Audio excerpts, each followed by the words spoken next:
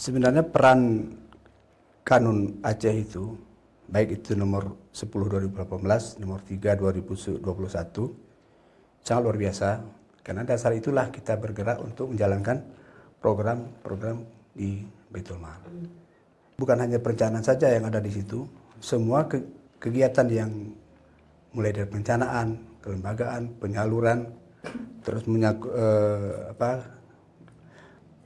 sosialisasi dan pengumpulan, termasuk infak, itu udah lengkap di sana.